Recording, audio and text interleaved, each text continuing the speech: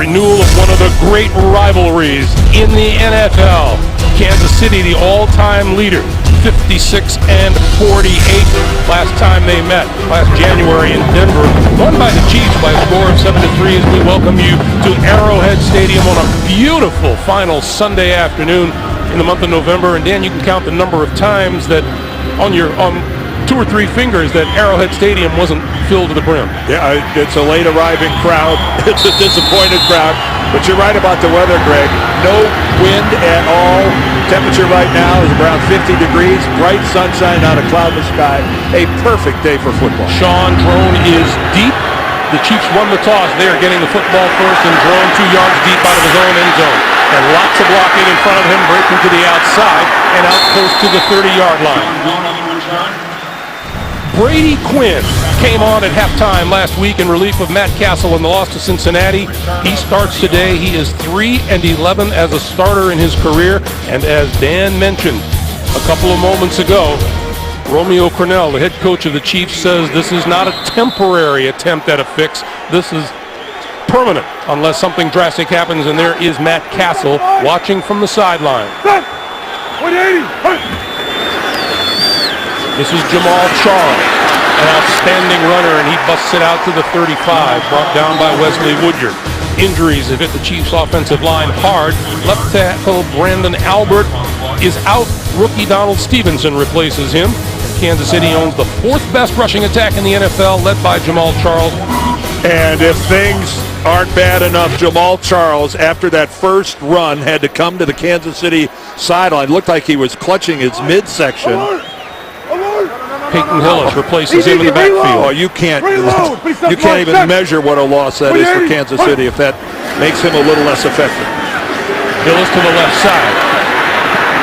Let's go back and take a look and see what happened to Jamal Charles on that opening carry. Oh, and he's doubled over on the sidelines. A good positive gain, a good cut up field. He might have landed on the football. Looked like the football, rather than off to the side, is right underneath it, and it comes down and looks like it hits him right in the sternum. And that hurt. Hopefully it was just getting the wind knocked out of him. That's from a Kansas City perspective. They just can't lose Charles. Sean Drone is now in the backfield on 3rd and 2, and he gets a first down across the 40 and out to about the 43-yard line.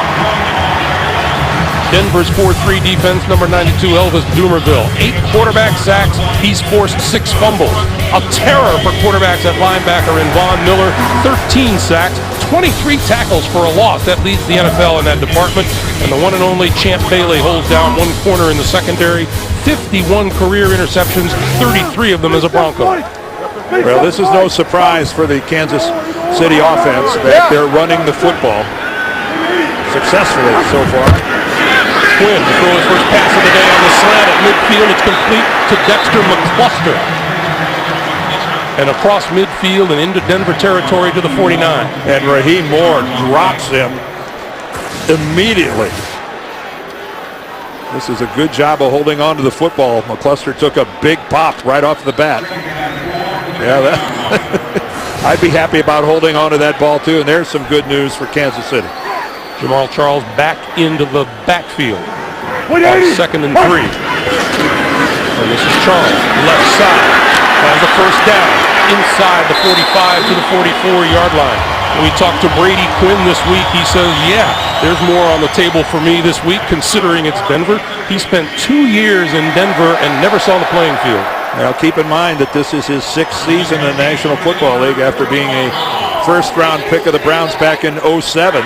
But amazingly, in those 6 years, this is just start number 15 for Brady Quinn. For all of his time in the league, he's relatively inexperienced. On first down, this is Hillis. And Hillis lost the ball. Was he down before he coughed it up? Officials say it's Denver football. Mike Adams with the recovery. So there's a lot of officials looking at each other. Jerome Boger's looking up at a play, looking at a replay on the screen. I think his knee's down before that ball comes out. I think that left knee hit the turf. It looks to me. Denver does a good job of stripping that ball, but I think his knee is down before that ball is stripped away. Jerome Boger is our referee today. Romeo Crennel has challenged. Jerome Boger will take a look.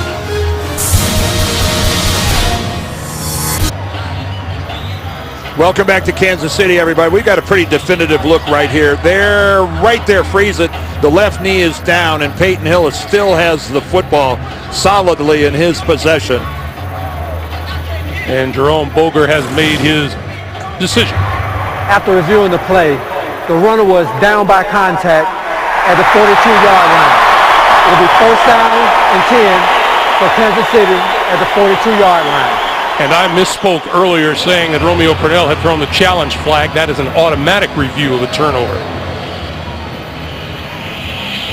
It's always good to get that first mistake out of the way early, Dan. Yeah, old habits die hard. Yes, I know. In the current NFL, all turnovers automatically reviewed, all scoring plays automatically reviewed, and replay did its job right there. We're having I think Jerome Boger just said first down, but it really isn't. It would be a gain of 3 and would make it 2nd and 7. Yeah, they're going to have to correctly spot this football and get the down and distance right. They haven't switched the down marker over on the far sideline, or either sideline. It's still showing first down. Here comes our correction right here. We have a correction. Kansas City keeps the ball, but it's second down. Second down.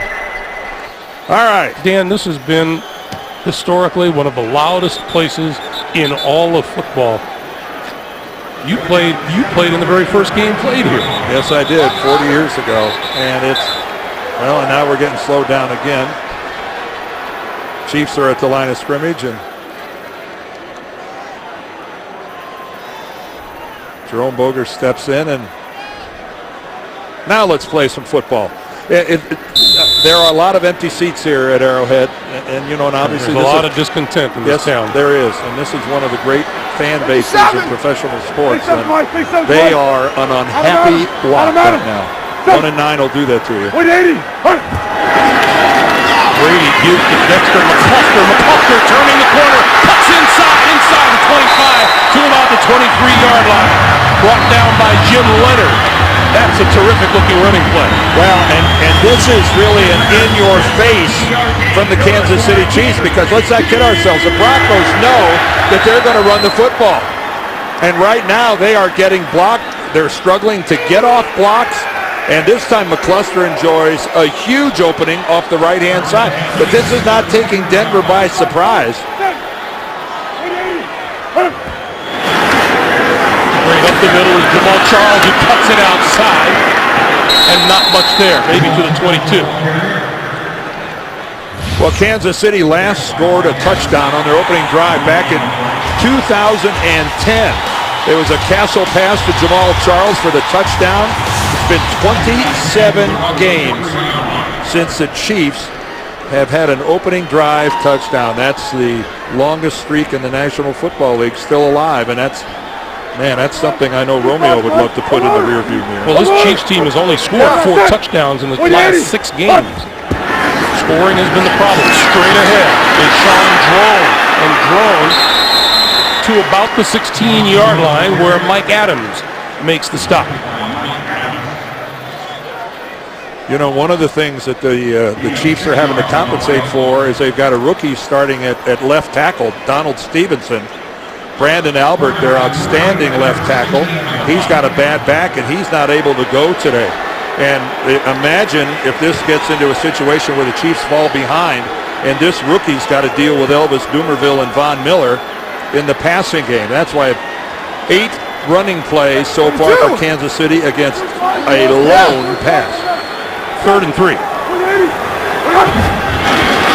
And the direct snap.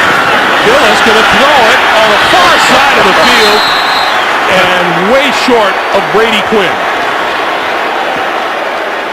Well, they tried a little trickery.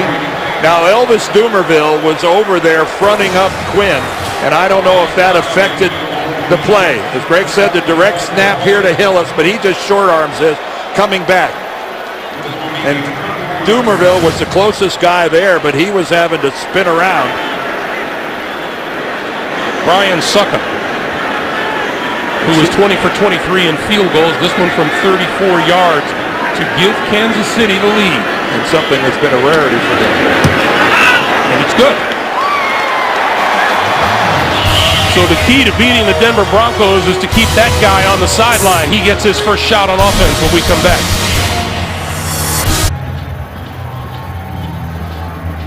Chiefs get a field goal and take a 3-0 lead. Fans were booing, Dan, and I'm sure many of them will ask, as I asked during the break, think the running game is going so well, why would you try a play like that? Well, because you're selling the running game, and really Matt Castle was open. I mean, not Matt Castle, but on the other side, Brady Quinn was open. A better throw from Hillis would have picked up a first down.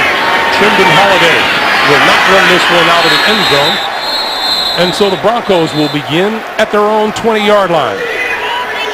And Peyton Manning at quarterback for the Broncos, just 25 yards shy of his 14th season, throwing for 3,000 yards. He has 24 touchdown passes against 7 interceptions. The NFL's only 4-time MVP. Yeah, he's liable to eclipse 3,000 yards on this drive. He has the kind of receivers who could eclipse it on one pass. That is true.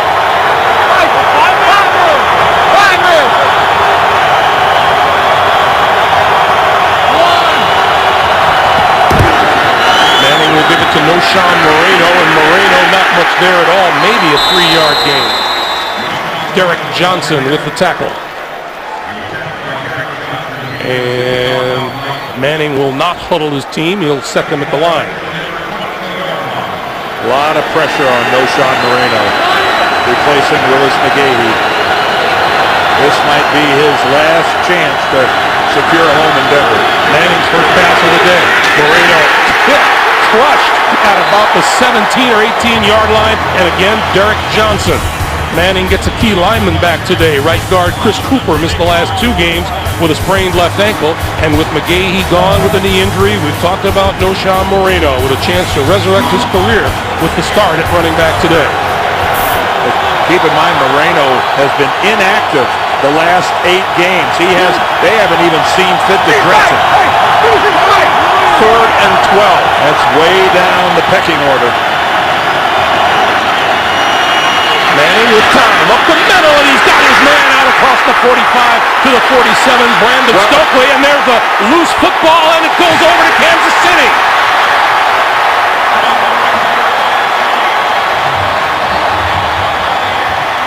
And Stokely is shaken up. Well, Stokely took a huge hit. All right, let's take a look at this. Underneath coverage is by Arenas, and then the safety coming in over the top and sandwiched in between. And it looked like that ball was on the ground. Let's take a look at it. That may end up being an incomplete pass. Review in progress.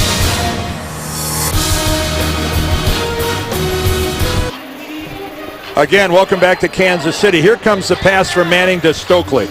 All right, he has it there, but he's going to go to the ground. He's got to complete the process of this catch, and it looks to me like Arenas picks the ball up off of the ground, which would mean that that is an incomplete pass because Stokely didn't complete the process. So Jerome Boger busy under the hood already today. After reviewing the play, it is an incomplete pass. It'll be 4th down and 12 at the 18-yard line. That's good work by Jerome Boger going under the hood because Stokely did not complete the process. In that situation, you must go to the ground and maintain possession of the football, and it was pretty clear that Arenas actually picked the ball up off of the grass. And Javier Arenas is now deep for the punt, and the first of many a Colquitt punt today. And we'll see about Stokely's health. He was holding his right arm when he left the field. He took a vicious hit. This is Britton Colquitt to punt it away for Denver. His brother Dustin kicks for Kansas City.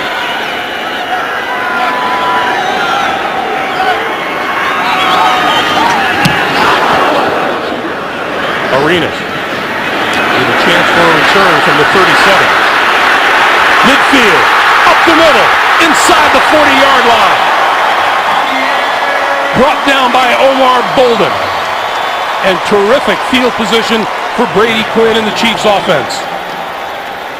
Tomorrow on CBS, is she a psychoanalyst or just plain psycho? Catch an electrifying new Hawaii 5-0 tomorrow only. CBS. Well, right now, if you're the Denver defense, you look at the first Kansas City go-around, 8 running plays, 2 passes, one of which was a halfback pass by Peyton Hillis. So you might have some idea what's coming at you. Play fake to Charlie. Deep drop for Quinn. Looking deep, throwing deep. This side, incomplete. Tremendous play by Mike Adams, the safety. Boy, does he cover a lot of ground. Jamar Newsom was the intended receiver who started all the way on the far side of the field. Well, that's how long this play took. But Mike Adams covers a lot of ground and then perfectly comes in and gets a hand on the football.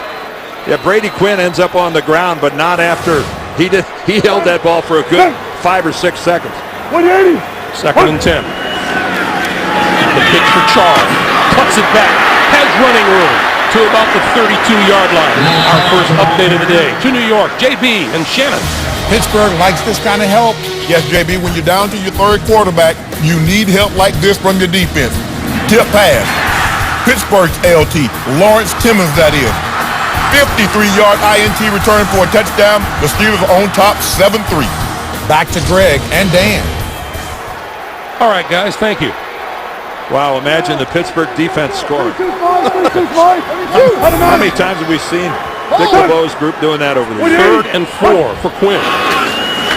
Straight drop, little pump fake, and then out here to the side. That's complete to his tight end, Moeaki, who is out of bounds at about the 12 and a first down. Wesley Woodyard shoved him out. Yeah, well, Woodyard was the closest guy, but when I say the closest guy, I'm talking about he was a good 4 or 5 yards away. When Brady Quinn looked over here at Moeaki, he must have been thrilled to see how wide open he was. That's a blow on the Denver defense there to leave a relief valve that wide open, especially as good a receiver as Tony Moeaki has been for Kansas City. Jack Del Rio was one of those who echoed that thought that nobody wants to play a 1-9 team.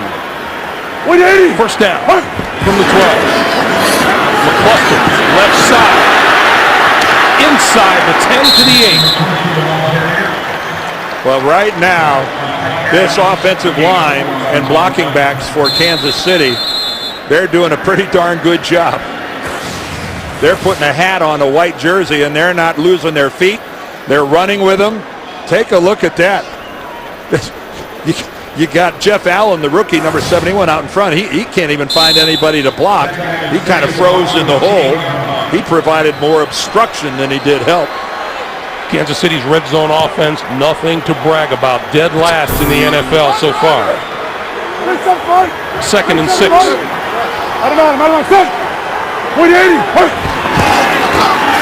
Charles, left side for maybe a yard.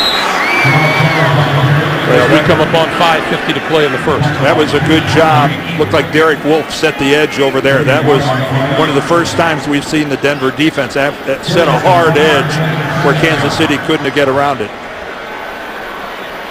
And Brady Quinn told us, he said, look, we can't just punt. We've got to take our chances. With Manning on the other sideline, you just can't play a conservative game. What he said was you just can't punt and give the ball back to Peyton Manning.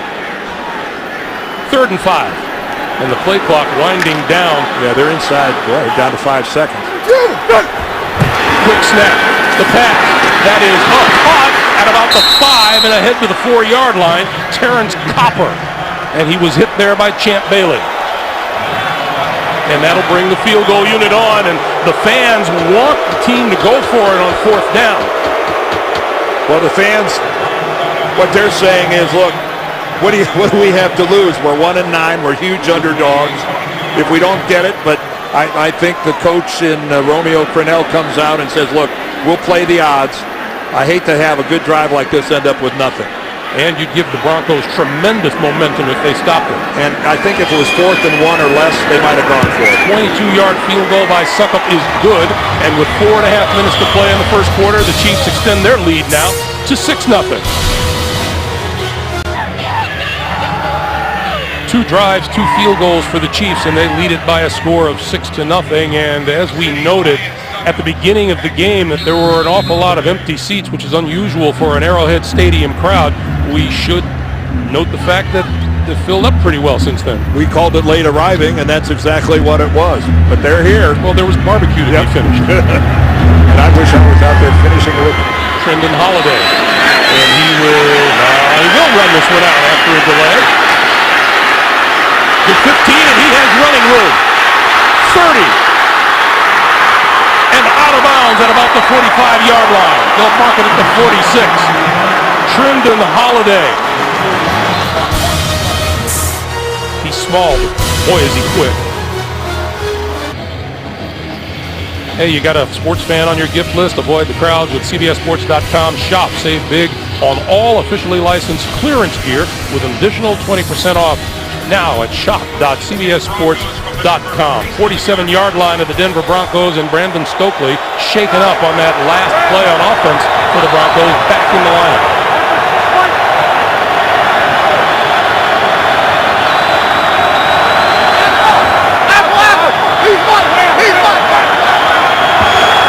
Wilcox winding down on Manning now. Under pressure, and goes down at the 38-yard line. In on him, number 50, Justin Houston. That's his 8th sack of the season. Well, when we talked to Tamba Ali, he said you got to be relentless against Manning, and you can't get frustrated because he gets rid of the ball so quickly. But that time, Peyton Manning found nothing downfield. And here's a good look at what he's seeing, and what he's seeing is his receivers not able to get separation from the Kansas City DBs. Dan, Justin Houston was in on a pretty good left tackle in Ryan Clady. Manning quick pass outside. That's complete to Stokely, and Stokely brought down at the 44. Well, you've got to admit, so far in this first quarter, and we'll see how long they can keep this kind of urgency in their game, but the Kansas City Chiefs on both sides of the football playing mighty hard. That completion allows Denver to get to -5 yards on the day so far. 3rd and 13.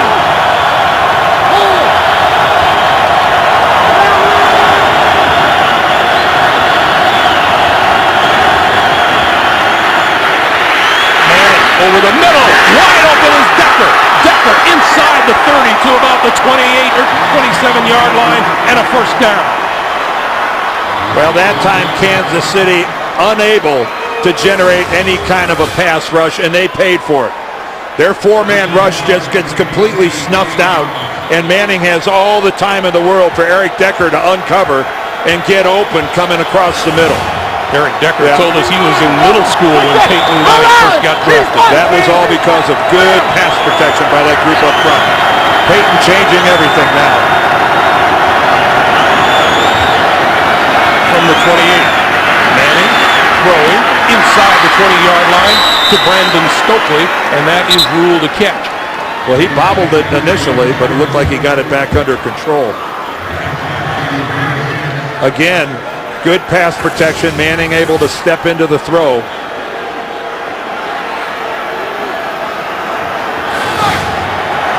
Pickup of 8, 2nd and 2. This is Moreno. Penalty marker flies as he ducks inside the 15 to about the 12.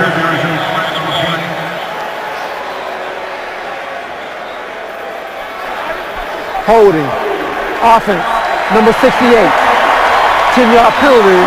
Replay, 2nd down. That penalty is on Zane Beatles, the left guard. Well, he was right there at the point of attack. And just when Denver had finally gotten a little momentum going on offense, they take a step back. By the way, Peyton Manning now over 3,000 yards throwing on the season for a 14th time. this is 2-year career. And there's a lot of football in this regular season left to be played. 2nd and 12. 4,000 yards is going to be eclipsed as well. Manning got rid of it, threw it away.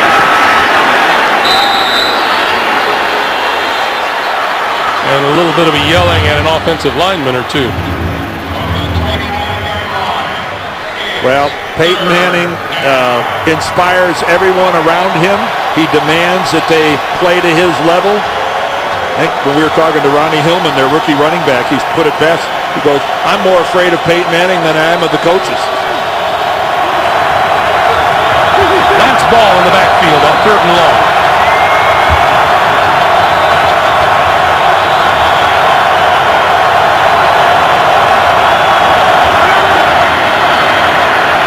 Manning throwing far side of the field, and that is off the fingertips of Demaryius Thomas. First time he's been thrown to today.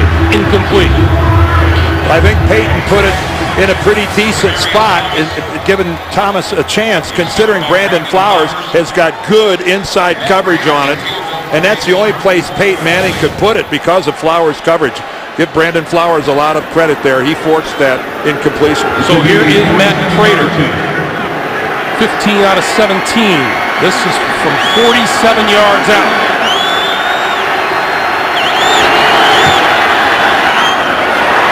Whoa, a knuckleball there. And didn't knuckle between the uprights. The fans and the Chiefs and Kansas City. It's something to cheer about. 1:18 to play. Still 6-0. A reminder, get coverage of every game while on the go this holiday weekend with NFL Mobile. Watch every touchdown from Sunday afternoon games with NFL Red Zone for $5 a month. Call ** NFL to download or go to NFL.com/mobile. The Chiefs at their own 38-yard line with 1:18 to play in the first quarter. Brady Quinn spreads the offense.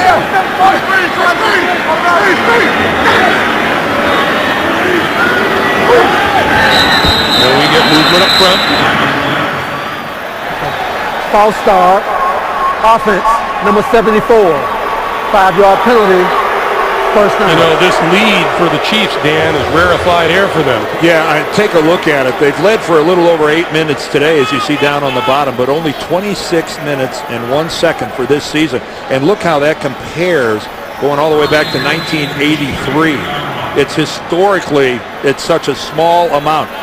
And from a player's perspective, a fan's perspective, you know, it's a whole lot nicer game when you can play with a lead. And the Chiefs have rarely had it. On 1st and 15, they'll run it with Charles up the middle, and Charles across the 35 to about the 36-yard line, brought down by Justin Banner. And it's really good news for the Chiefs that Jamal Charles, after looking like initially might have hurt himself, apparently just got the wind knocked out. Good news for them that he's back in the lineup. He and McCluster are a couple of just explosive players that are just a big play waiting to happen. Picked up 4, 2nd and 11. We are in the final minute of the first quarter. Quinn throwing, that's complete, across the 40 to about the 42 or the 43 to McCluster. And the Chiefs are really working hard trying to get the football to their big playmakers, and that was one of the few real conventional looking passing plays by the Chiefs, where Brady Quinn in a shotgun empty backfield gave it away and completed the pass, albeit a quick one, but nonetheless a completion. We'll see if the Chiefs get a playoff before this quarter expires, and it appears they will not. So we come to the end of one. Hey, surprise around the NFL.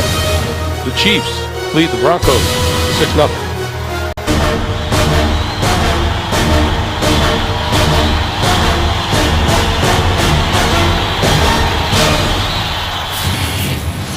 Boy, given the way this season has been going for the Kansas City Chiefs, it would be real easy for them to mail it in. But Romeo Cornell told us my guys are doing a good job of being teammates, which means that they haven't gone against each other. They're hung pretty tight. We'll take a look at how they have reversed that first quarter trend. 3rd and 5 for Brady Quinn.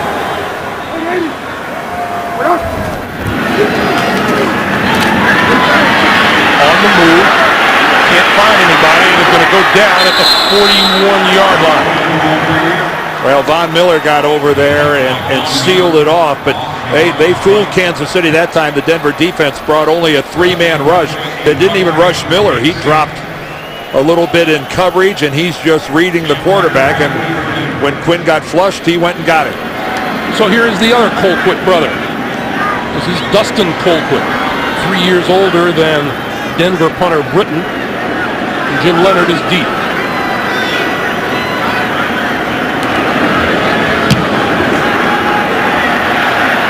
That's a pretty good kick.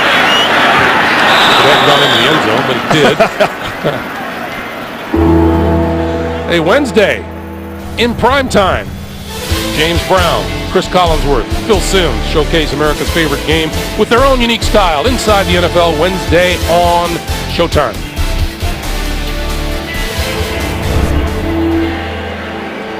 There's Brian Dable, the offensive coordinator there with his nice full beard. Always had a good-looking goatee, but sitting there next to Brady Quinn. Well, he heard the chilly weather was coming. And he heard correctly. So Manning and company from the 20-yard line. And this is Moreno. And Moreno tripped up at the line of scrimmage forward to about the 23. Tripped up on his own guy. It wasn't an attempted tackle. It looked to me like he tripped over his own guy. Trying to cut outside Joel Dreesen right there and clips him on the right heel. And that sends him to the turf. This game's tough enough without falling over your own guys. John Fox said the scout team is where Moreno has had to get his reps, and he's done it well. Play fake. And the pass to Moreno is complete. That's a first down across the 30 to the 32-yard line. Another NFL Today update. JB and Shannon. Greg Cincy's still in the hunt. The Raiders did so bad, the Bengals receiver said, to make it fair, we're going to catch the ball with one hand. And Mohamed Sanu did, Jay. 2-yard TD, 14-0, Bengals all over the Raiders. Even though Dan Dierdorf is a Hall of Fame lineman, I bet you he caught one like that in his day at some point. Greg and Dan. He caught one like that in the parking lot on the way in, JB. Most of my receptions like that were when I was sleeping. Somewhere in a really happy dream. On first down, quick pass. Jacob Tanny, the tight end, out to the 40-yard line. Derek Johnson made the stop there.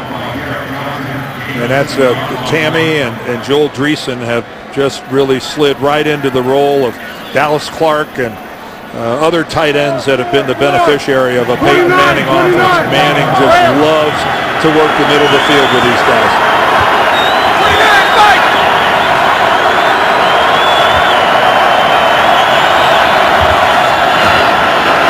Another quick pass to the outside, and that catch is made again by Moreno to the 45-yard line and a first down. You know, it's really hard to document how far Noshawn Moreno had plummeted in Denver. He fumbled in the second game of the year in Atlanta, got benched, and then really inactive for the last 8 games, relegated to the scout team, where he won Scout Team Player of the Week a couple times. You know, that's not normally where first-round draft choices, that's not where they aspire to be, winning that Scout Team award. The rookie, Ronnie Hillman, is in the backfield now on first down. Play fake to him, and Manning looking deep, going deep, and double covered and intercepted by Brandon Flowers. Flowers looking to flip it back, and he does to Abram Elam, and Elam brings it back to about the 20-yard line. Well, every now and then, Peyton Manning shows us that he is human, because why on earth he throws this football, I have no idea. His receiver was never open. Peyton Manning throwing his 8th pick of the season. And it's the Chiefs. Quick pass out to the side. That's complete to Dwayne Bowe. And Bowe across the 30 for a first down. Let's go back to that interception. You know, I couldn't believe Peyton threw the ball, because when you look, here's Eric Decker right here. But watch, he is totally bracketed from the very beginning by two Kansas City Chiefs. Flowers on the inside. Look at that. You know, that's what Peyton sees when he releases the football. And he was his only receiver that was double covered, and yet Peyton chose to try to force it to Decker. That is just the type of decision Peyton Manning characteristically doesn't make. Charles, near side. Run out of bounds at about the 35-yard line by Mike Adams. You know, and Peyton Manning says, you know, he's had experience back when he was at Indy playing against Romeo Crennel's defenses, and he says sometimes Romeo gets a little sneaky. He'll rush 3 and drop 8 on you. Yeah, and some of those, you know, of course, were in New England, and Romeo has been around for a long time, just as number 18 has, and he's always so good at identifying the coverages and finding the single coverage and the weakness in a defense. Second and 6 and movement on the right side. Embarrassing. Looks like Moeaki. False start. Offense, number 87. 5-yard penalty. Still second down. Well, there's Greg, in your defense, no question Moeaki moved as well, but I think 3 Kansas City Chiefs moved on that one, and it's only one gets the special thrill of being singled out. Referee's choice. I saw you. I'm sure Moeaki's back in the huddle going, thank you. Yes. I'll get it from the coaches, but at least I didn't get it from Jerome Boger. Second and 11. Adam. Here's where things can get hairy in the passing game. Quinn got rid of it and overthrew and threw it out of bounds on this side of the field, and we get another update from JB and Shannon. Shannon, Cleveland's effort's been there all year. Yes, after Isaac Redmond fumbled on his own 10. Brandon Whedon, I like a guy with 2 first names. Jordan Cameron catches this 10-yard touchdown pass. Cleveland on top, 10-7. Greg Gumbel, Dan Dierdorf. I think it would be a mistake to overlook these Cleveland Browns just yet. We saw that last week in Dallas, didn't we? A feisty bunch. Feisty defines what these Chiefs have been so far. We have 10-13 to play here in the first half. We have a 6-0 lead. Running out of time, and got the timeout. He got it just in time. Last timeout, Kansas City. So Kansas City burns a timeout here with 10-13 to play in the first half. It'll be 3rd and 11 when we come back to Arrowhead Stadium in a moment. Back for 3rd and 11 for the Chiefs. From their own 30-yard line, and Quinn the shotgun. Quick blitz, that pass is complete, and out across the 40, 45, midfield is Moeaki for a first down. Good job by Brady Quinn of standing in the face of the blitz. Well, and getting rid of it in a hurry and identifying where his blitz beater is. Working the left side of the field the whole way. And a couple of Broncos are there, but they're not in a position to defend the pass. And Moeaki, that's a pretty easy completion. Well done. Kansas City right now is playing pretty good football. In Denver territory at the 49-yard line. He gives to Jamal Charles, and Charles is met with vigor by Kevin Vickerson.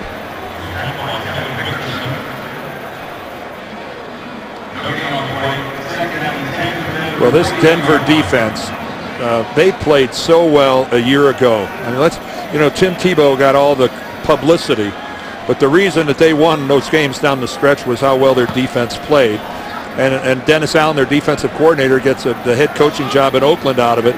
And they're very fortunate to have the guy we just saw, Jack Del Rio, after 9 years in Jacksonville. He is a defensive mastermind. Brady Quinn, pass over the middle, and that's complete inside the 45 to McCluster to about the 43. But again, just the kind of completion that makes 3rd down a little more manageable.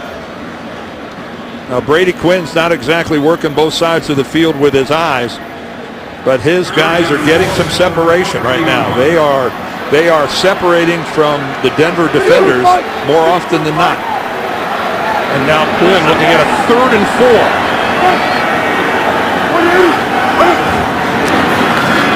Looks left and is going to run for it. Tucks it away, slides down, and we have a penalty mark. This flag way back upfield by the line of scrimmage. Holding, offense, number 71. 10-yard penalty, replay, 3rd down. That's the rookie left guard, Jeff Allen. Well, a pair of rookies having to man the left side of the offensive line for Kansas City. Allen, their 2nd-round pick. Right there in the middle, right there. He's got his hand all the way across the front of Derek Wolfe, number 95. And when you're out in the open like that, that's where you really get caught. Now, they've been keeping a tight end to that side to help out Stevenson, the rookie left tackle. But it's tough enough in the NFL without starting a pair of rookies on your offensive line. So now 3rd and 14.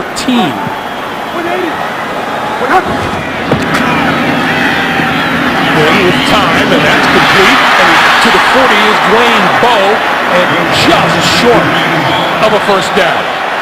And will Romeo Crennel go for it or not? No sign of the punter on the field.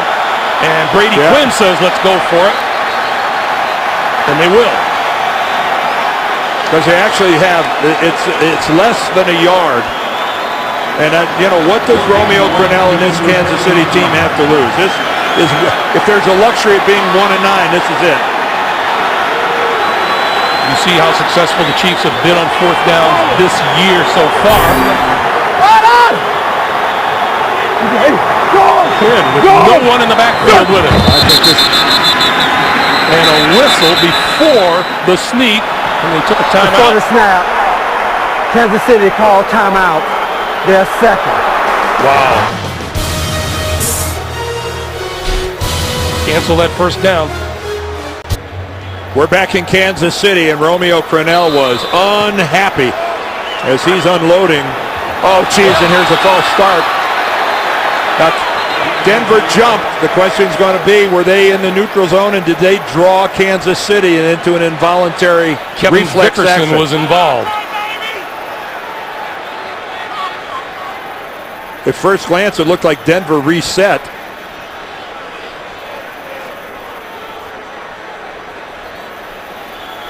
Dickerson moved first. Did he get back? Neutral zone infraction. Defense, number 99. 5-yard penalty, resulting in a 1st down. There's Dickerson right there. And you can see he's in the neutral zone, no question about it. And Eric Winston, the right tackle. Now, that was hardly an instinctive reaction. That's a smart reaction by Well, Eric it's Winston. smart as long as he gets away with it, and Winston got away with it that time. That rule was to protect the offensive lineman who immediately reacted. First down at the 35. A veteran move by Winston worked. Charles for about a yard and a half, maybe 2. Derek Wolfe, the rookie defensive end out of Cincinnati, with the stop. And we come up on 7 minutes to play. And one of the things that's really working to Kansas City's advantage so far, they have run 27 plays to this point. They've still got the football. Peyton Manning and the Broncos have run 14. They've doubled them up in plays so far here in the first half. On 2nd and 9, Quinn throwing his side to McCluster, and McCluster can't break away from the first hit. And he's down at about the 33-yard line. Tonight, on 60 Minutes, Laura Logan travels to Africa with legendary filmmakers to show you big cats like you've never seen them before. 60 Minutes tonight. Well, here again, these are the kind of situations. 3rd and long for any offense is not desirable. But it's made even worse when you've got rookies on your offensive line and against a couple of the game's premier pass rushers of Cooperville and Miller.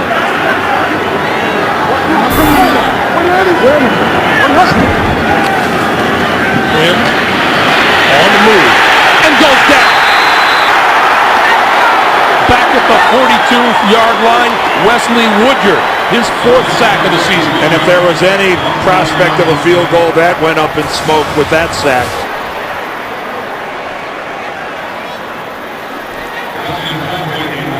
And again, Wesley Woodyard has just come on. He got to play because of the suspension of DJ Williams. He was predominantly a special teams guy, and now he has become a good player from the line of scrimmage to the point that Williams isn't on the verge of getting his job back. Woodyard is keeping it. Dustin Colquitt looking to pin the Broncos deep, and the fair catch is called for and made by Jim Leonard back at the 6-yard line. Peyton Manning operating out of a hole when we come back. There's a lot to be said about playing for pride in the NFL, and you can see that the Chiefs' defense has stood up very well against the potent Broncos offense so far. 5:15 to play in the first half. Well, the Chiefs' defense hasn't been the reason that they're 1-9. Manning pulls it down, throws over the middle, and that's grabbed by Thomas. And Demaryius Thomas across the 20 to the 21-yard line. Well, so much talent in Demaryius Thomas. Peyton told us he's never had a receiver this big, this physical. And then once he gets the ball in his hands, it's a luxury to be 6'3", 230 pounds. And he's not afraid to lower the shoulder and go after it. This is Moreno. And Moreno picks his spot right up the middle across the 30 to about the 32. Man, it's not every day you see an NFL running back come to almost a complete stop and wait for the hole to open up. But then, you know, Moreno, he almost comes to a complete stop before he accelerates. That's about as little as you'll see an RB move, and then no backside pursuit coming from Kansas City, and Noshawn Moreno took advantage. So 2 quick first downs for the Broncos, and they're out to their own 31.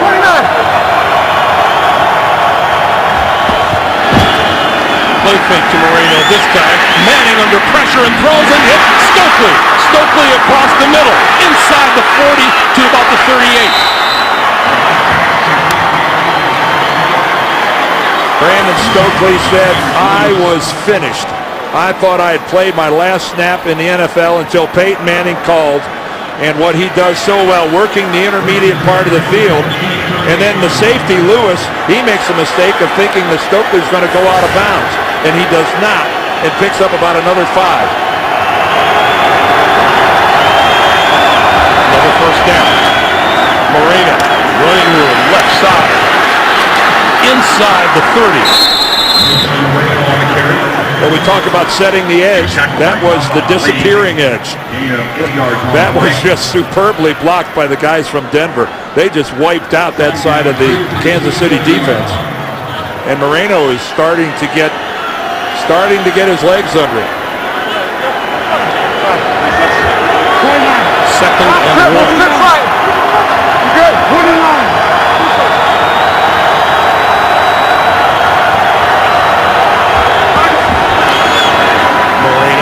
Blocking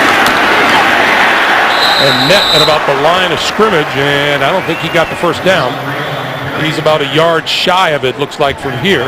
It'll be 3rd and 1. Well, again, we talk about setting the edge. Watch right in front of you, Justin Houston, number 50.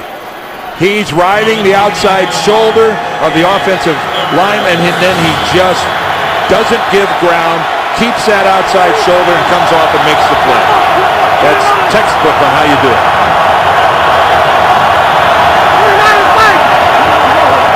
Manning going to go from the shotgun on 3rd and 1. Throws outside, and that is caught. Well, this is right at the first down marker by Joel Dreesen. This is all about forward progress here.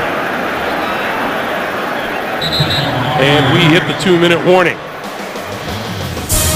2 minutes to play in the first half. Kansas City pitching a shutout. We remind you, coming up, the Verizon Halftime Report, JB, Dan, Shannon, Boomer, and the coach for all the latest NFL scores and highlights coming up on the Verizon Halftime Report. Meanwhile, John Fox has been waiting for his offense to do what they do best, and on this drive, they've finally done it. They did measure for the first down, and they do have a first down at the Kansas City 28. Denver has all 3 of the timeouts remaining. Kansas City down to 1. Well, the difference on this drive is that Denver's been successful running the football. Moreno's got 5 carries now, and he's up to averaging 5 yards a carry.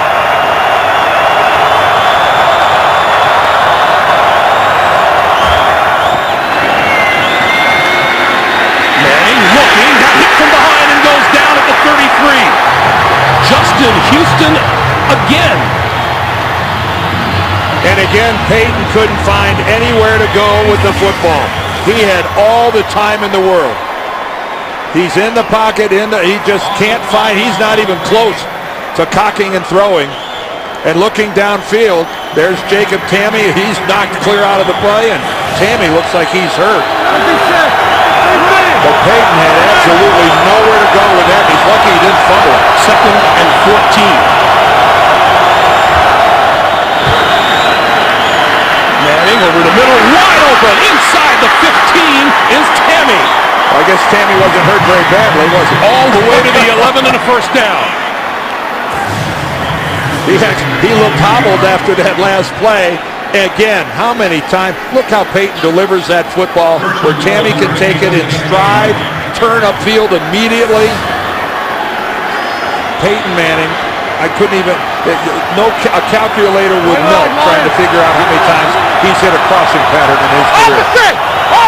First and goal. We are down to 40 seconds to play in the first half. Moreno. Maybe a yard before Derek Johnson made the stop. They take a timeout here, sir. And they stop the clock with 32 seconds to play. Denver with 2 timeouts remaining, trailing by 6. Dan, a lot of teams would have to settle sometimes for a field goal, but in this situation, if you've got Peyton Manning on the field, do you go for the touchdown? Well, let me tell you something. Both corners for Kansas City are 5'9". Thomas is 6'3", Decker is 6'3", Tamme 6'3", Dreesen 6'4". I think I have your answer. Yes. On 2nd and goal, Manning throwing outside, and that is complete and hit is Decker. Probably a 1-yard gain there to the 8 and another timeout. Great tackle by Arenas. Javier Arenas, that was just perfect. Inbounds, you force Denver to use another timeout, and you give up 1 yard in the process. That's how you do it.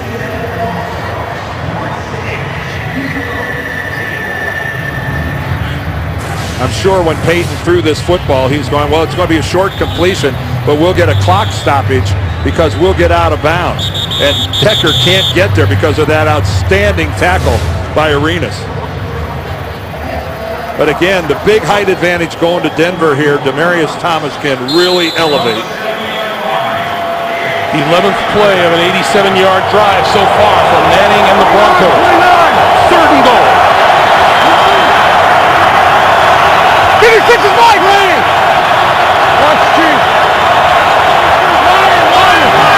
Demaryius Thomas there at the top. Manning got rid of it at the goal line. Touchdown, Jacob Tamme.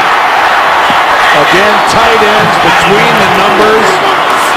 Man, that is in Peyton's wheelhouse.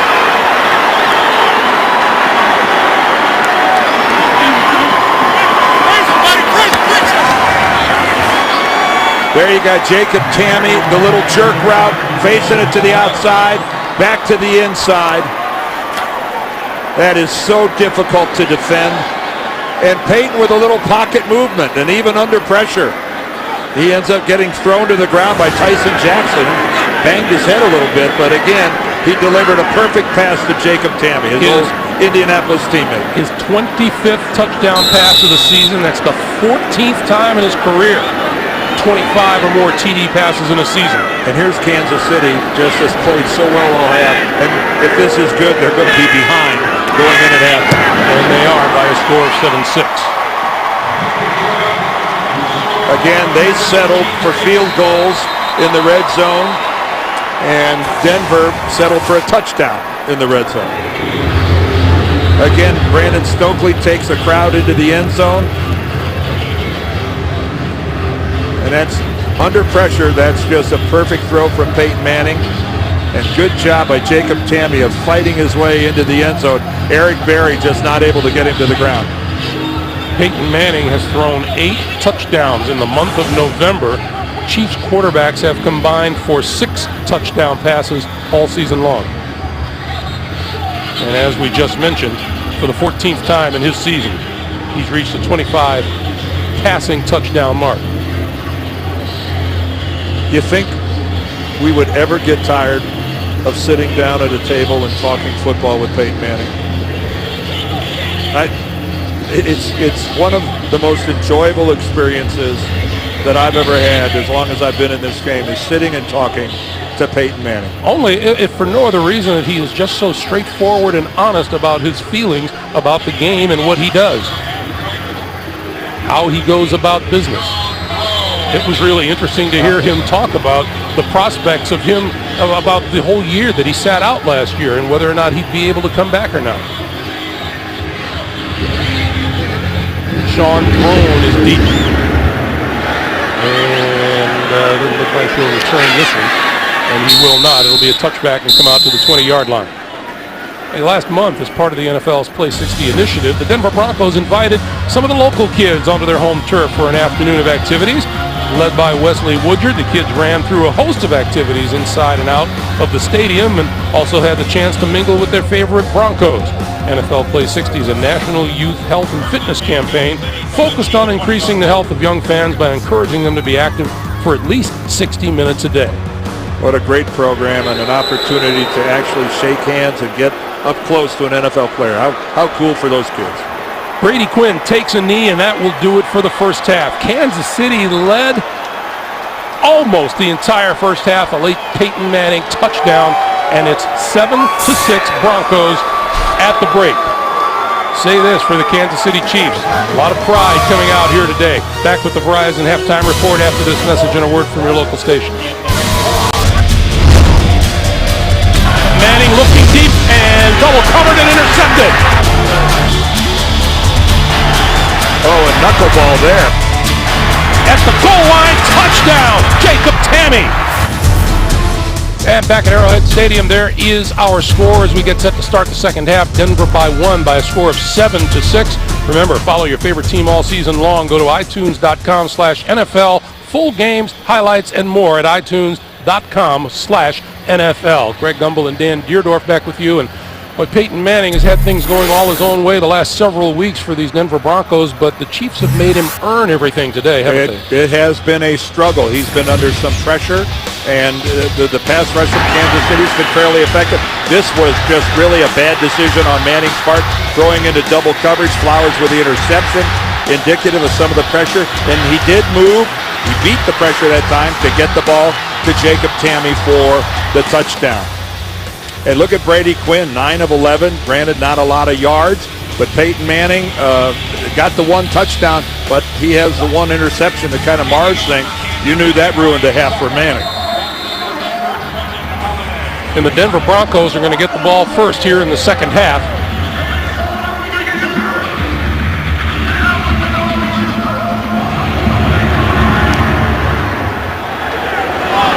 This is Holiday from the goal line.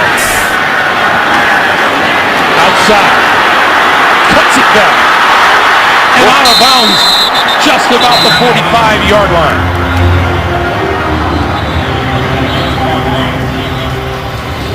Some numbers from the first half: rushing yardage favoring the Chiefs, passing yardage favoring Peyton Manning and the Broncos. And Kansas City had the ball most of the time, but you know, those trips into the red zone that came away with field goals rather than touchdowns may cost them in the long run, Dan. Yeah, they always do. They seem 90% of the time. Let's not forget Trendon Holiday here. What if he's not becoming one of the best return men in the game? Already a punt return and a kickoff return for a touchdown. 56 is mine. Almost broke that one. 42-yard line. Play fake. Manning over the middle and caught at about the 40-yard line by Stokely. Well, I don't think anybody hit that ball. That thing kind of wobbled on its way to Brandon Stokely. Again, working against the Kansas City zone. There's the soft spot right in the middle. But that ball was a bit of a knuckleball from Peyton. Stokely, not sure when that was halfway on the way there, went, whoa, what is this? in the books as a first down pass. And now from the 40, they give it to Moreno. And Moreno shakes the tackle and breaks it to about the 36. You know, interesting, again, going back to our conversation with Peyton, when he was talking about regaining his strength, he had to take an entirely different outlook in the weight room. And the trainer said, look, let's concentrate on the things you can do rather than what you can't do. Because you're trying to regenerate a nerve. When it's finished for the day, it's finished. And no matter how much you want to keep working it, you're not accomplishing anything. And Peyton said that was just really hard to accept. On 2nd and 6, far side of the field, and he's got his man Eric Decker. Decker out of bounds, just shy of the 20-yard line. That's another first down. Again, looking at Eric Decker working downfield, and against Jaleel Brown. And again, Brown didn't have any awareness of where the football was. No question, Decker gets many feet, but right there, his right leg, just that right foot, about 2 or 3 inches out of bounds.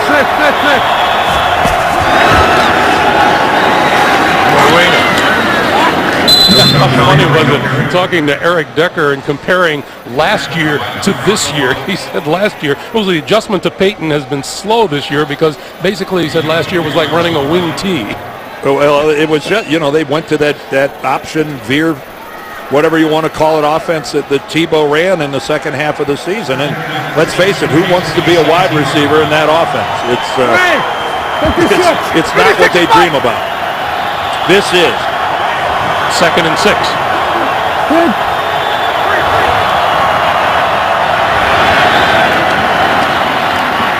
Manning with a quick pitch to the 15-yard line to the tight end, Joel Dreesen.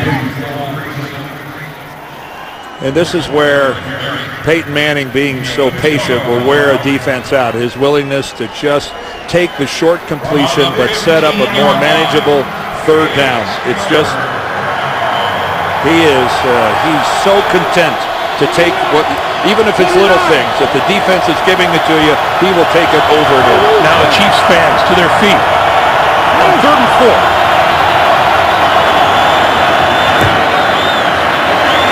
Manning throwing and incomplete at the 5-yard line. Intended for Demaryius Thomas. Well, you got to give a lot of credit to number 30, Jaleel Brown. That was sensational coverage by the Kansas City Chiefs. That he forces this throw from Peyton Manning. Look how he's taken away up short, and he's got no alternative but to lay that ball out there where Demaryius Thomas has to leave his feet to go get it. Matt Prater missed from 47 yards out in the first half. This one from 33. And he pulled that one off the upright.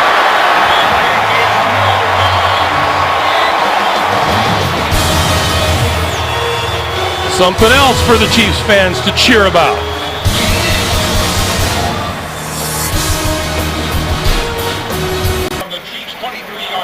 Matt Prater has missed as many field goals today as he had all season long coming in. It's still a 7-6 game, and now Brady Quinn for Jamal Charles. Charles finding running room out to about the 28-yard line. Hey, tomorrow, when two broke girls get a business opportunity, they'll do anything to make it happen. Catch a new episode tomorrow, only CBS.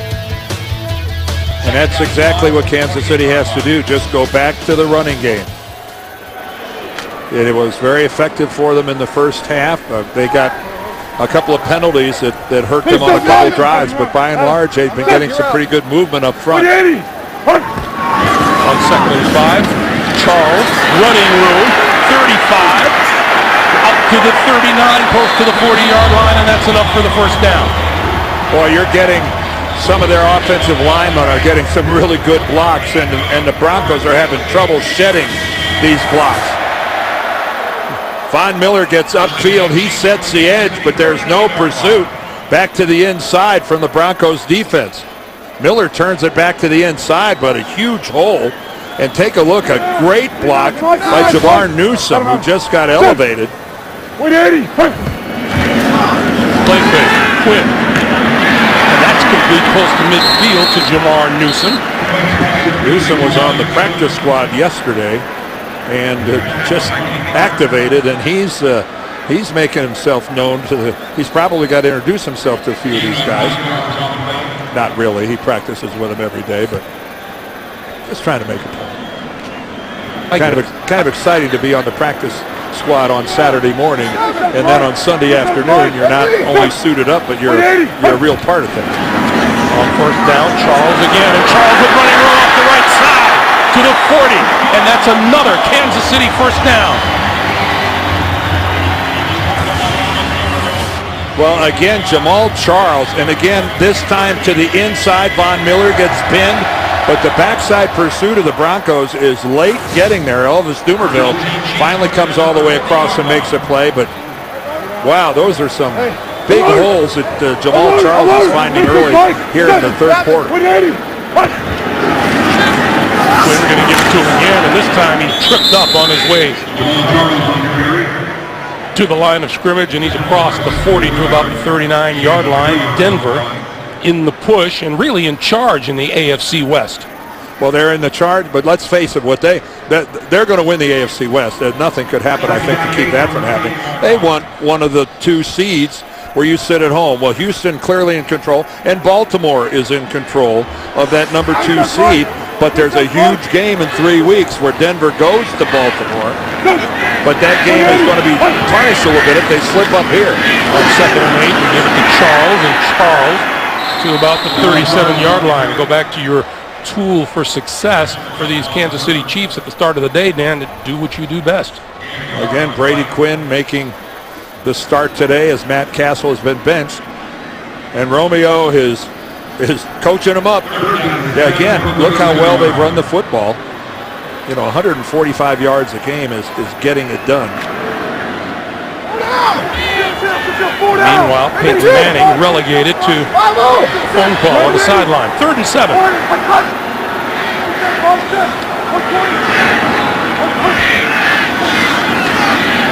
Quinn throwing, and that's complete to the 31-yard line, but that appears to be just short of a first down.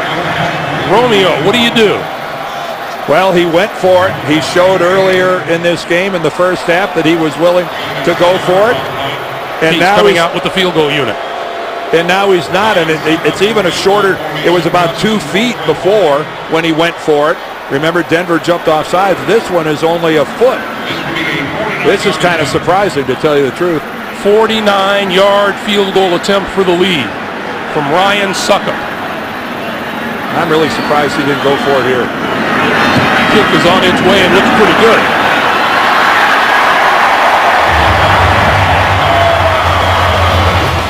Chiefs lost a 9-6 game to Baltimore earlier this year. They lead this one 9-7. Welcome back to Arrowhead Stadium. I suppose when you've been starving, a piece of straw to chew on is pretty good, and that might be the approach of the Kansas City fans here today. Trendon Holiday is deep. Holiday will not run this one out of the end zone, and they'll come out to the 20-yard line. When we come back to Kansas City, Peyton Manning and the Denver offense, they trail by 2.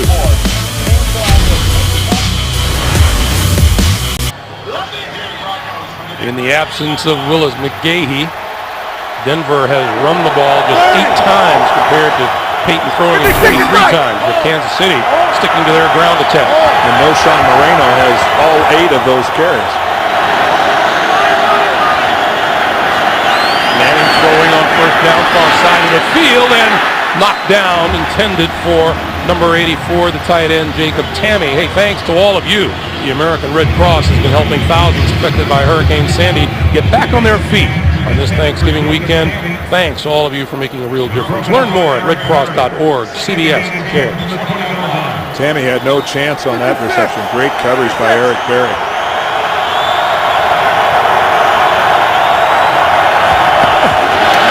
On 2nd and 10, this is Moreno, and Moreno running room as we get a flag in the backfield as he's out to the 35. And this will be a hold, it appears, on the Broncos. No, take that back. Illegal use of hands. Defense, number 94. 5-yard penalty added to the end of the run. First down. It's on the defensive end, Tyson Jackson. Well, Tyson Jackson was the number 1 pick back in 09 from LSU. And boy, that was, you're right, when you normally see that flag go down, Greg, you automatically assume it's against the offense. You don't see that called very often. So first down at the 40, and Ronnie Hillman is in the backfield now. The third-round draft pick out of San Diego State. And his first carry of the day bounces it to the outside. Looking for a first down marker and very close to it at midfield before he is banged out of bounds by Kendrick Lewis. Yeah, all indications were that Hillman was going to get a fair amount of work today. He's a liability in the passing game. His blitz pickups aren't anywhere near where they need to be. Manning, the whole offense doesn't really trust him in that situation, but he is the fastest, the quickest, and the most explosive of the Denver running backs. And again, with Willis McGahee out, we'll see if he gets any more work in the second half. He got the first down. Moreno replaces him in the backfield. Play fake to Moreno. Manning stepping up, looking, and goes down. And there is Tyson Jackson with a sack. But again, that's the third time that Peyton Manning can find absolutely nowhere to go with the football. You know, he's got a good pocket initially. He's got all sorts of time, and it's not like he's getting tackled as he's getting set to throw. He wasn't anywhere near getting ready to release a pass. We saw Decker covered. There's Stokely covered. The back end of Kansas City just shut them down. Second and 10. Moreno picking up about 8, and it'll be third and about 2. Well, after being inactive for 8 games, you certainly have fresh legs. And Sean Moreno's running pretty hard today. And Peyton Manning said, too, he hasn't been playing special teams or anything. He's as fresh as they come. Third and 2. Unfortunately, he hasn't been as productive as they come. His career in these 4 years since he was the number 1 pick has been disappointing.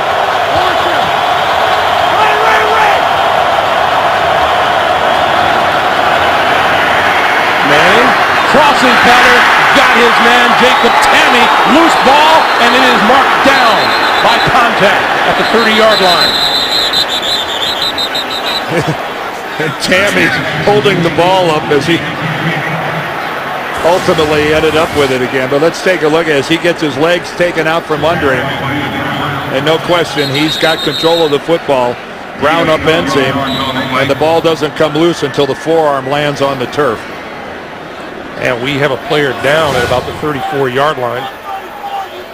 That is number 23, Kendrick Lewis. We'll check on him and take a break. Kendrick Lewis was able to walk off the field under his own power. He's been replaced by Travis Daniels, number 34 at safety.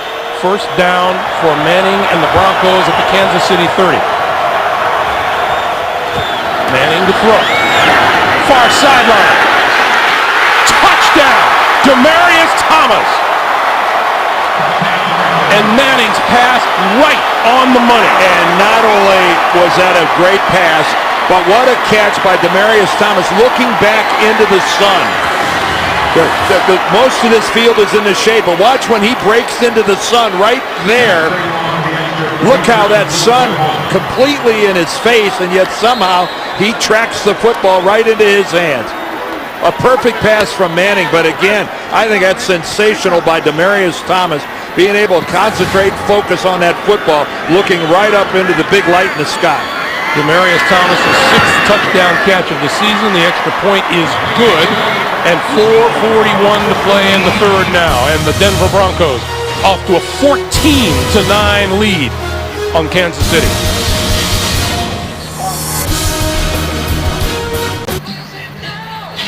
$80-yard drive, 7 plays, the last 30 of them a Manning to Thomas touchdown, and it's a 14-9 Kansas City lead with 4:41 to play here in the third quarter. Pretty cool for Demaryius Thomas being tied with Calvin Johnson on those explosive plays. Sean Drone is deep.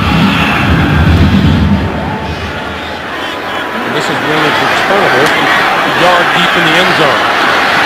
Throwing to about the 20-yard line, brought down by Danny Trevathan. Hey, Saturday, a BCS title shot could be in play. A.J. McCarron and the Crimson Tide up against Aaron Murray and the Georgia Bulldogs in the SEC Championship. It all begins with CBS College Football Championship Saturday and college football today. Dan, when we were talking with Brady Quinn, he was all a glitter about his Fighting Irish, wasn't he? Well, why wouldn't he be? They're number 1, undefeated, waiting for the winner of that game. That's big boy football right there. Alabama, Georgia. The winner of that game will play Notre Dame for the whole bag of marbles. Charles, right side. Let's go back to the touchdown pass. Yeah, it's a great job. They've been doing so good across the middle. Here's Stokely right here. When he comes into the middle, he's going to occupy the safety, which means Peyton Manning knows that Demaryius Thomas to the outside has got single coverage. The safety isn't going to be able to get over there, and even looking back into the sun, Demaryius Thomas able to secure that football. Never even juggles it. And, just looking at how bright that sun is, I'm really surprised he was able to handle the football that cleanly. Quinn to throw on 2nd and 8. On the move, looking, throws, complete. Out of bounds at the 33-yard line is Dwayne Bowe. And we have a flag.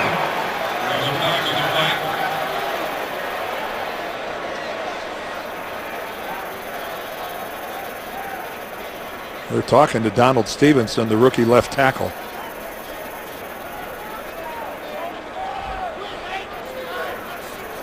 Right now they're talking amongst themselves. Well, I have no problem with this because you just want to make sure you get it right. If one guy sees something and 2 or 3 other guys saw something else, sometimes you pick it up. As long as they don't pull out Barca loungers and take a extended break. Serve coffee. At the end of the play, personal foul, clipping, offense number 79. 15-yard penalty from the start of the foul. Replay, 2nd down. That's the rookie Donald Stevenson. Let's see what happened. All right, let's watch him. There he is right there. That's Justin Bannon. And he does roll him up from behind. And that play was over. And that's no need for it. No, there was no need for that. I admire the kids' hustle being downfield, but you got to be smarter than that. You can't.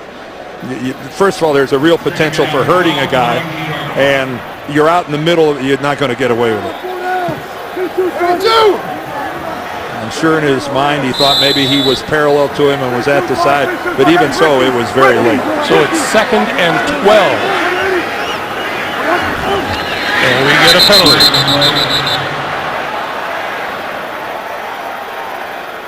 This one came from the near side of the field. Come on, Winston!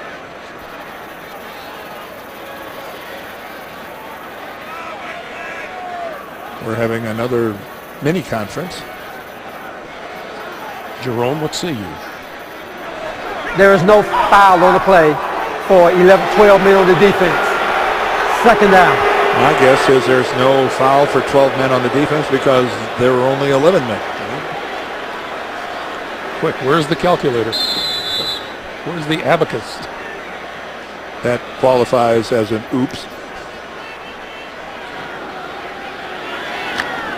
Jack Del Rio telling us what? I feel completely rejuvenated.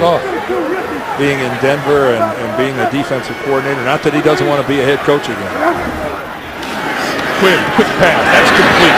Out to the 30-yard line to Terrence Copper. Let's get another update from the NFL today. JB and SS.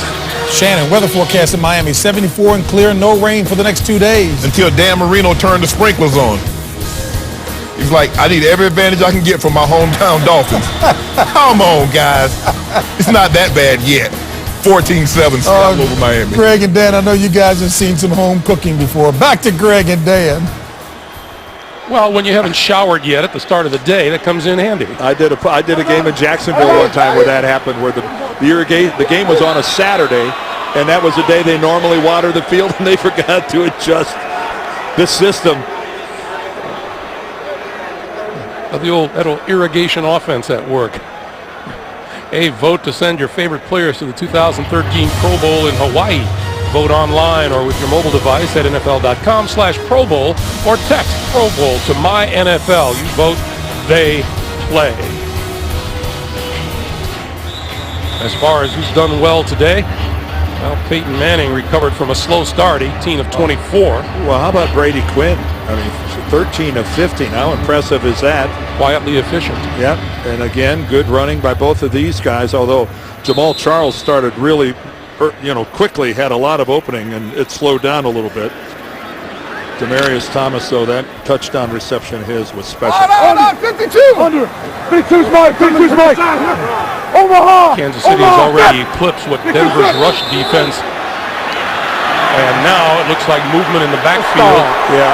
But Brady, you could hear the hard count that Brady Quinn tried to get the defense, and he ended up getting one of his own guys. Listen to it, how hard he yells. Omaha! Man, what happens? You can't be paying attention in the huddle, or what? I have to admit, I've done it before. You just can't believe that you twitched like that. It's so irritating. You're so upset with yourself. Instead of 3rd and 1, 3rd and 6. Quinn throwing behind Charles, incomplete. And there's a flag after that hit on the far side. Well, Wesley Woodyard came in and really unloaded on Jamar. Are they going to say that Charles was defenseless?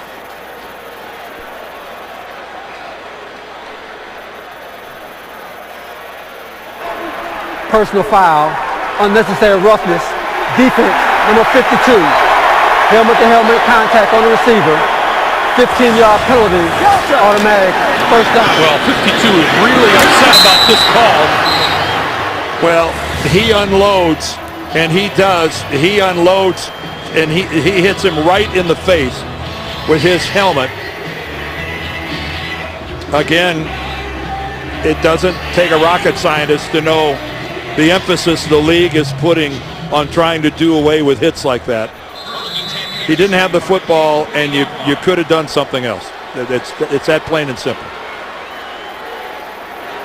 So the ball moves out to the 40-yard line. First down for the Chiefs. Jamal Charles for about 5 to the 45. Once again, back to the sprinkler guys in New York.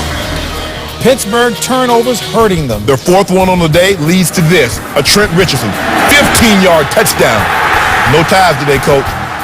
2014, Cleveland over the Steelers. Round 17 points off of turnovers, Greg. Back to Greg and Dan. All right, JB. Shannon, thanks much. Again, we saw Cleveland last week as they were leading Dallas deep into the game. And around, Terrence Copper looking for a block, and he'll only gain about a yard on the play to the 46. Derek Wolfe trailing that play made the tackle. On Raheem Moore, the safety, turned it back to the inside. That was a good job by Moore of spinning it back in there where Wolfe could do his job.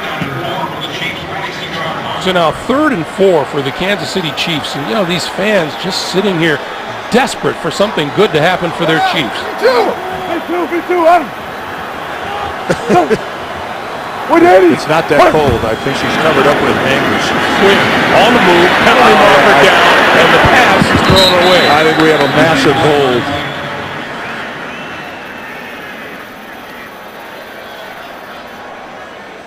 And my guess is there's a chance Denver will turn this down. Number 73. That penalty is declined. 4th down. That'll bring the punting unit onto the field. John Asamoah, the right guard, had a full-blown tackle. But when things have not been going well, as they have not been in Kansas City, boy, harsh things have been said, tempers have flared. The fan base has been unruly at times. Well, 1 and 9 isn't acceptable anyway.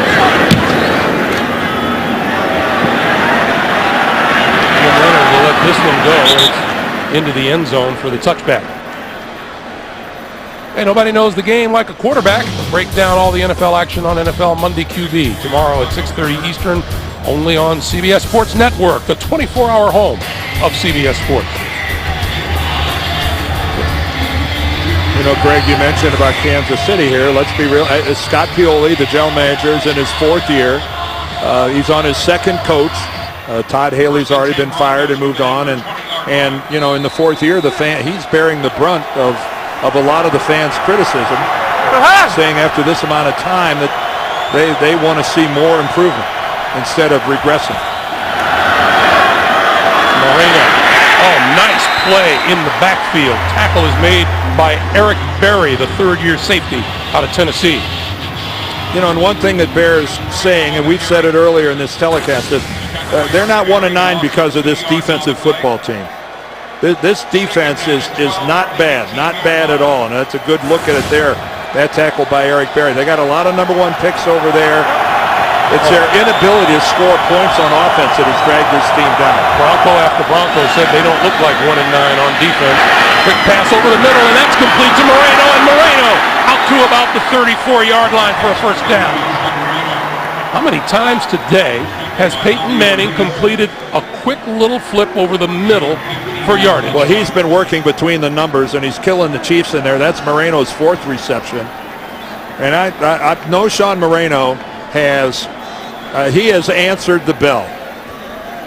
He has gotten his chance to play, and through 3 quarters, he has accounted himself pretty well. You asked John Fox, would it be fair if this is his last shot? And John Fox said, yeah, it's his chance to prove something.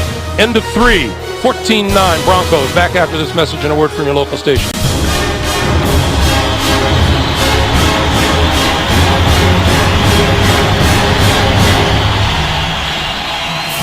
Along with our producer, Mark Wolf, our director, Bob Fishman, and our terrific turkey-eating CBS Sports crew, Craig Gumbel, Dan Deerdorf, at Arrowhead Stadium as we start the 4th quarter.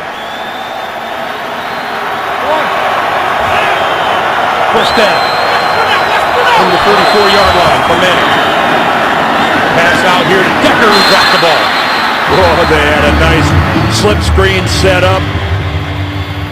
It's a great blitz beater, the slip screen, and he's got a couple blockers. He's got Stokely ready to throw a block right out in front of him. He's got Tammy right there out in front, and it just not able to handle it. Pass had a little wobble to it. Eric Decker played outfield at Minnesota. Couldn't pull that one in. Manning throwing. Incomplete. It'll be 3rd and 10. And I don't know what that... Now that was a complete and utter misfire. Even Peyton looks like he's just shrugging his shoulders. Well, I think, you know, again, I think we're seeing that Peyton Manning is returning from injury is still a work in progress. 3rd and 10. The Chiefs fans are on their feet.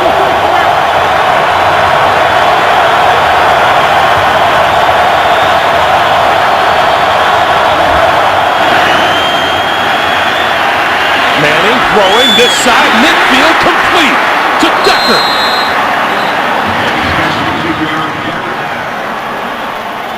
Well, what a treat for a receiver like Eric Decker to make his break and come out of that cut, and there's the football. And that was, again, the Kansas City coverage. Brandon Flowers was right there. His fingertips had to be within a couple of inches of hitting that football, but yet it's still a first down completion. From the Kansas City 49, this is Moreno, and nowhere to go, and he's buried. He'll lose yardage on the play. Well, Tyson Jackson, he's the guy that got the penetration and drove. Excuse me, that's Ronnie Hillman carry, not Moreno. Tyson Jackson got the penetration there and knocked the Denver offensive line into the backfield. Peyton Manning getting everybody where he wants them. 56! 56! 4!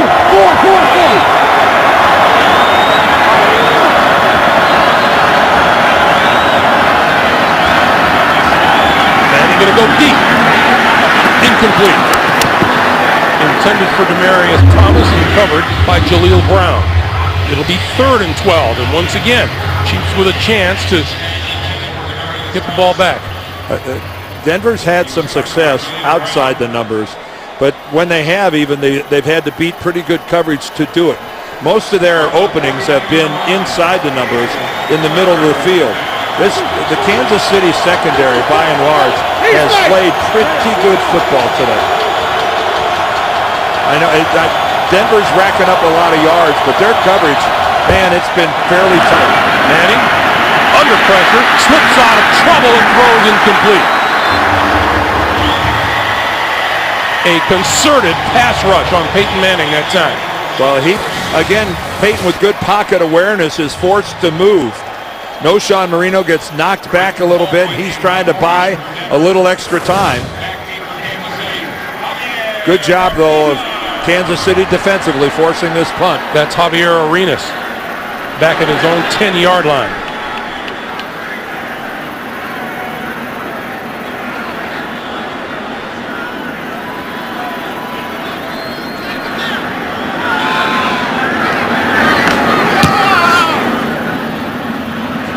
Fair catch called for and made at the 21-yard line, so that'll be pretty decent field position for the Kansas City offense, which has been led today by Jamal Charles.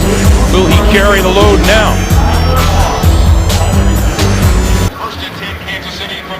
13-19 remaining in the fourth quarter. The Chiefs have been horrible giving the football away, haven't done it yet today. But offensively, they haven't scored a touchdown in their last 11 quarters. This is Charles. Out to the 23. I think if you'd have asked Romeo Crennel that in the fourth quarter Denver had 14 points, he'd go, sign me up for that. Sign me up. The problem is this offense just can't score. Keep in mind, in their last 6 games, the most they've scored is 16 points. And their offensive production in 6 games, 9 points, 10 points, 16, 13, 13, and 6. You cannot win. In 4 of those games, they didn't even score 14. You cannot win in this league scoring like that. Charles, left side running room. And pushed out of bounds close to the 40-yard line by Woodyard.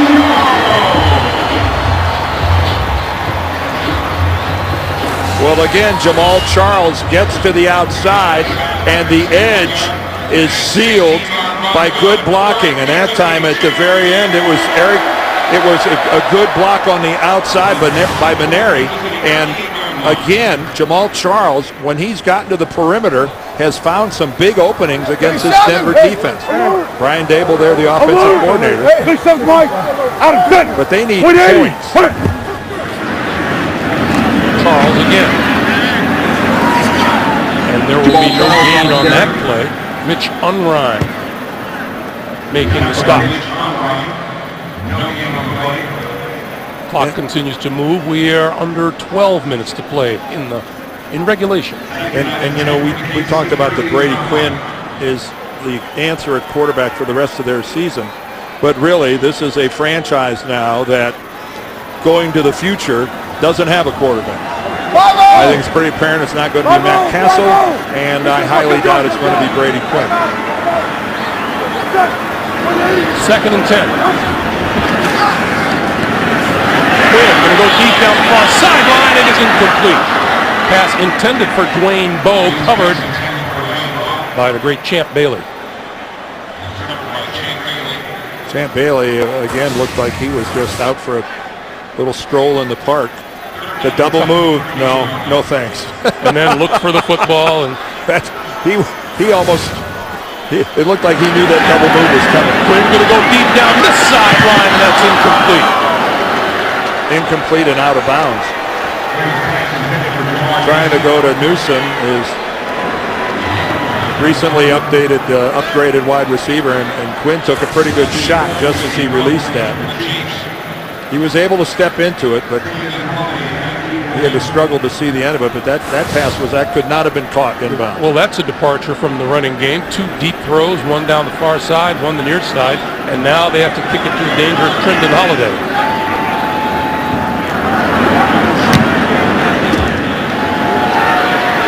Oh, a 5'5". Holiday with the fair catch close to the 10-yard line. 11:07 to play here in the fourth. Well, if you're looking for the Kansas City Chiefs to overcome this lead, you're asking the near impossible. The Denver Broncos own the fourth quarter this season. Well, with an offense that can't score, now the pressure is on Kansas City defensively. Can they force a 3 and out? They've got to do something to help their offense. That pass across the middle intended for Stokely, broken up by Javier Arenas, who has played a terrific game here today. And again, another tight coverage. Peyton Manning's windows are pretty slim, and that was just superlative work by Arenas.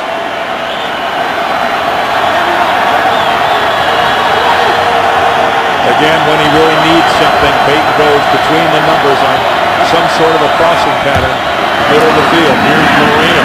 And Moreno. Maybe a yard.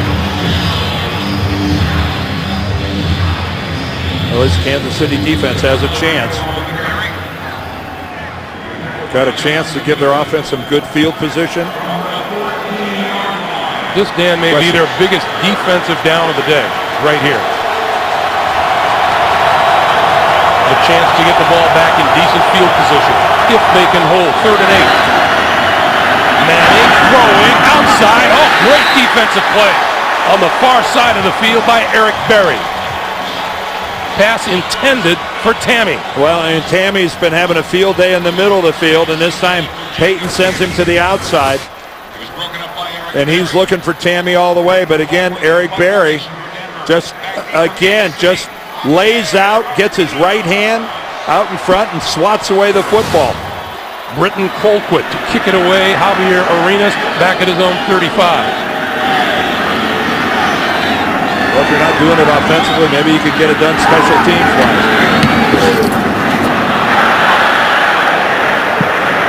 So this one will roll out of bounds just inside the 40-yard line, it would appear.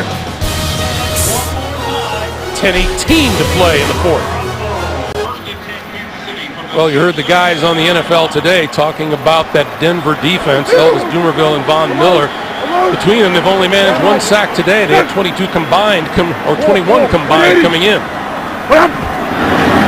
Jamal Charles breaking through on the left side and close to a first down at about the 46-yard line. Well, Denver went with a nickel defense, and they ran it against them. Well, Jamal Charles has had, he's had a pretty productive afternoon. He's been the recipient of some pretty good blocking. And again, he's not afraid to run between the tackles, head upfield for not a really big guy. He is a truly talented runner. Now he's up to 89 yards on the day. 2nd and 1. They'll run for it. Charles has it and more. Inside the Denver 45 to the 42 and a first down. Well, take a look at the surge. The Denver defensive line getting blown off the football. They just disappear off the line of scrimmage. They were overwhelmed that time by the Kansas City offensive line. Might be time to go back and play a little heavier defense. Jamal Charles with his 4th 100-yard rushing game of the season. The quick slant, and that is popped in the air and incomplete. Intended for Bo. Boy, that thing stayed live long enough that Moore had a pretty good shot at it. All right, here's Champ working on Bo. Bo had it in his hands, but ooh, look how close Raheem Moore came to being able to scoop that football off the ground. If he could have got about another foot farther upfield, he might have been able to put his hands underneath it. Brady Quinn 0 for his last 5 throwing. 2nd and 10. The pitch for Charles. Nowhere to go. Back at the 45-yard line, Wesley Woodyard. No, good corner support that time. When Charles got out there, he saw 3 guys in Denver uniforms looking at him. Take a look at that. That's a dead play. Woodyard gets credit for the tackle, but that could have been one of any of 3 or 4 different Broncos. Well, Brady Quinn is going to have to start completing some passes, or else Denver is just going to figure it's either Jamal Charles coming at me or going the other way. 3rd and 12. And here's the classic Denver pass rush scenario. And That screen just didn't develop, and Brady Quinn just tossed it into the dirt. Well, Elvis Dumerville was standing right between Brady Quinn and his receiver. That, Denver, that's one of those deals where Denver, in the huddle before the snap, they tell everybody, watch for the screen, watch for the screen. And Elvis Dumerville just stand right there, and Brady Quinn says, okay, I'll just throw it away. Just right on the left of your screen. See Dumerville standing right there? He's scared Brady Quinn into dumping it into the ground. Jim Leonard deep for the kick coming from Dustin Colquitt. That was a disappointing series for the Chiefs. And this was a bounce inside the 5 and down at the 2. Special teams putting the Broncos with their backs to the wall. Nico Thorpe downing the ball at the 2. Well, this Kansas City defense has done its job today. Looking at a Broncos team that's had 30 or more points for 5 straight games. They've held them to 2 touchdowns, and now they're being asked to hold again. 8 minutes even remaining here in the fourth quarter.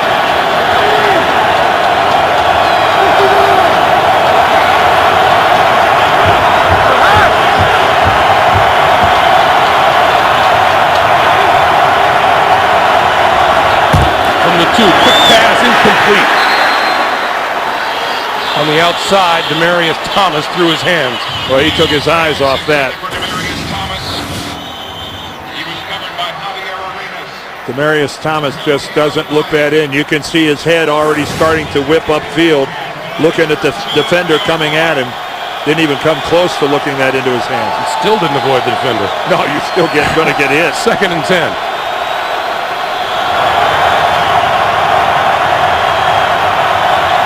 Some of that old noise that you expect from Arrowhead. Out of his own end zone, Manning throwing, and off the fingertips of Joel Dreesen. That's just an out-and-out drop. 3rd and 10. Uncharacteristic here for this Denver offense.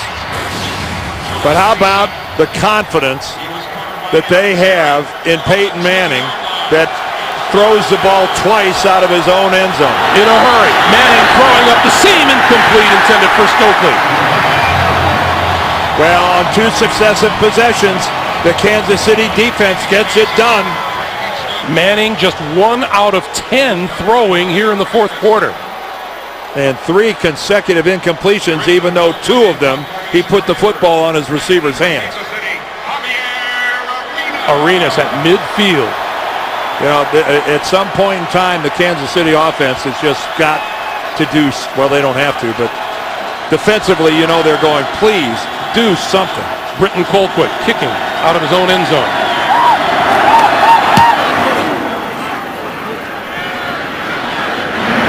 Arenas from his own 47. Good Made it coverage. across midfield. That was good coverage by Denver. And Virgil Green making the stop. Next Sunday, the NFL on CBS, doubleheader action. Dan and I will be down south. Tom Brady and the Patriots taking on Reggie Bush and the Dolphins. Andrew Luck leads the Colts against Matthew Stafford and the Lions. Charlie Batch and the Steelers up against Joe Flacco and the Ravens. Check your local listings, beginning with JB, Dan, Coach Shannon, and Boomer on the NFL Today, presented by Southwest Airlines. That Pittsburgh-Baltimore game is huge. No. When they drew up the schedule, they knew what they were doing. Pittsburgh and Baltimore late. First down. Midfield.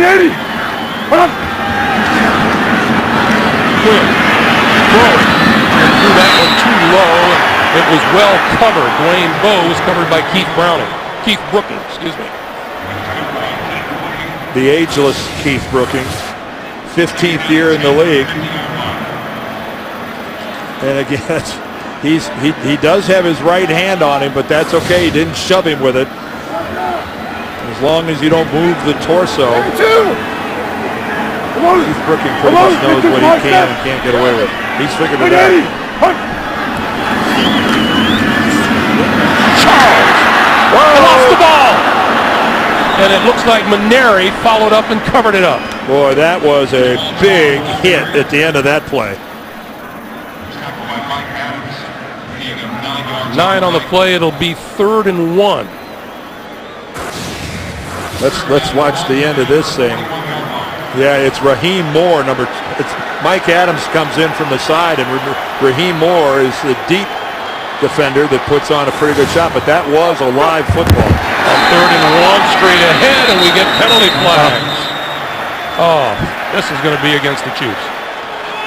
Well, if the Denver referees are right. False start. Offense, number 73. 5-yard penalty. Still 3rd down. And you know, the pressure to win has been building in this town and building. And players have felt it. The coaches felt it. GM Scott Pioli has felt it and heard it.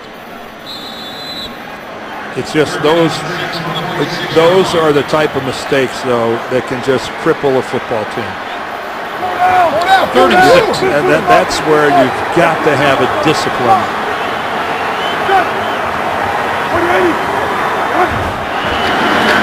Look out, here comes Boomer. He's going to go deep for Dwayne Bowe. Incomplete. Fans want a flag, and there's one in the backfield. Champ Bailey was on Dwayne Bowe. You got to Hold it. Offense, number 79. That penalty is declined. 4th down. Well, that's Donald Stevenson, the left tackle, and he was the one working on Doomerville over there on the far side. And you're right, the crowd unhappy that Champ Bailey didn't get a call, but it looked like they just inadvertently tangled up their legs.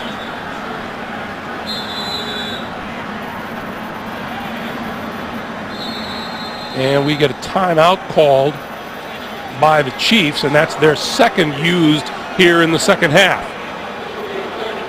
And you'd have to think Romeo is considering the possibility of going for it on 4th down. Let's go back to that play. Yeah, let's go back and look at it. Dwayne Bowe and Champ Bailey. Again, Champ Bailey looking back at the football. It looks like their feet. The reality of it is, if you're looking back at the football as a defensive back, you are always going to get the benefit of the doubt from the covering official. If you're employing good technique, if you're identifying where the football is and you're running with that guy, you're going to be the beneficiary more often than not. Chiefs are going to kick it. Dustin Colquitt. Well, he's going to ask his defense to do it for a 3rd time in a row. And that's where that false start, Greg, just crippled. Sky high. And a fair catch called for and made and dropped. Did he get it? He did. At the 15-yard line. Well, they're still fighting for it, but he muffed it, no doubt about it. But and Leonard comes out of the pack with the football. Fortunately, he calls for the fair catch, and he just, it never did hit the ground. But he's fair game. Once he bobbles the ball like that, he loses the protection of the fair catch. So the offense not quite in the hole it was a few minutes ago. They'll start from their own 16-yard line. You know, you're not allowed to hit a guy when he fair catches, but once he bobbles the ball like that, that protection disappears. I wouldn't think of hitting him before he bobbled it. No, but after he bobbles it, he's fair game. Both these quarterbacks here today, 0 for their last 14 throwing the football. Here's Moreno across the 20 to the 21-yard line.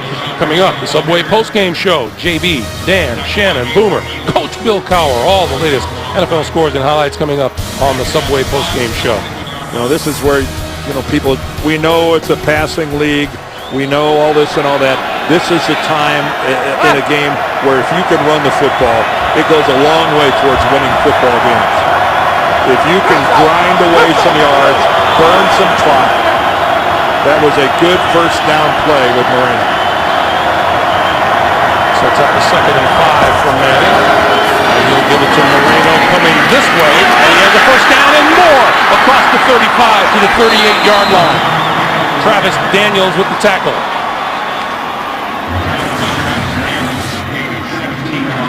Again, they get the Kansas City defensive line running, and then Moreno cuts all the way back against the grain. He cut back about 4 holes to find himself an open. 77 yards rushing for Noshan Moreno today. Yeah, Peyton can't be in any hurry to snap this football. Yeah, he's working the play clock here. Go. Moreno again. You know, and from all indications, Dan, as we dip below 5 minutes to play, every Bronco player and coach that we talk to is feeling good for Noshan Moreno right now. Well, he's worked hard. Every one of them talked about how well he handled being demoted, not even being active, that he worked hard in practice. I'm sorry, but the scout team isn't filled with first-round draft picks. And you've got to swallow a large chunk of pride to pull that off. And apparently, from what you hear from all the guys, Noshan Moreno did it. He did it well. 2nd and 9.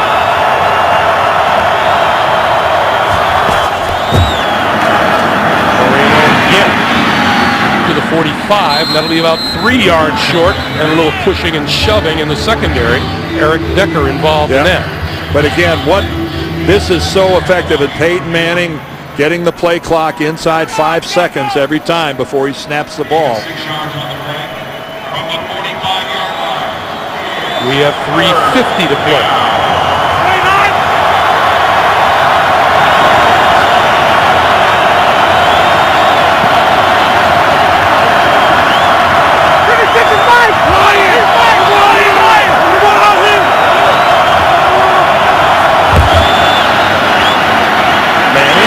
The middle, Thomas, first down, inside the Kansas City 45-yard line. Well, a high percentage pass from Peyton Manning, and again, they move the sticks, they keep the clock running, and a crossing pattern one more time inside the numbers. This time, Demaryius Thomas comes all the way across. So hard in man coverage to run with somebody that far, that parallel. New set of downs from the 45. Yeah, here comes Moreno. Moreno again, yes. Question is right or left. That's it.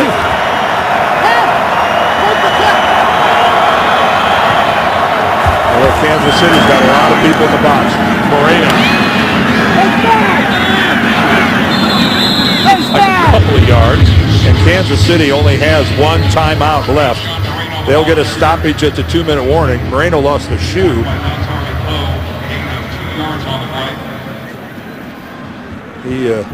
He blew a tire. Ronnie Hillman replaces him. A little pressure on the rookie here. Manning will have to snap the ball before the 2-minute warning comes around.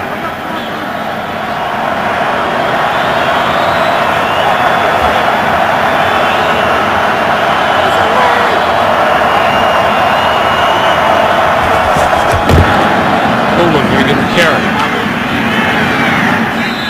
And we have 2 minutes to play, 1:59 to be exact. Manning and the Broncos relentless against a tough Kansas City defense. It's 14-9 Denver.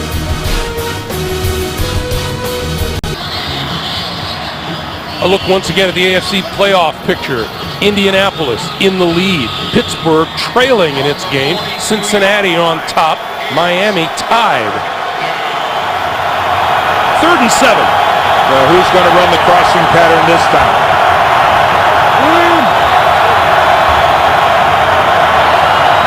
56 is Mike! Wham! Watch 2. Manning looks down the sideline, and there's Thomas.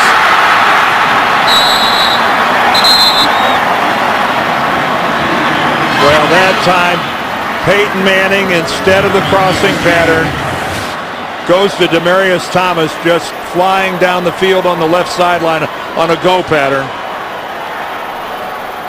And Jaleel Brown just way underneath. And Daniels is too deep. A huge cavity in that defense, and Peyton Manning exploits it. First down at the 15-yard line. Let's go! Let's go! And this is the kind of a drive that championship teams put together.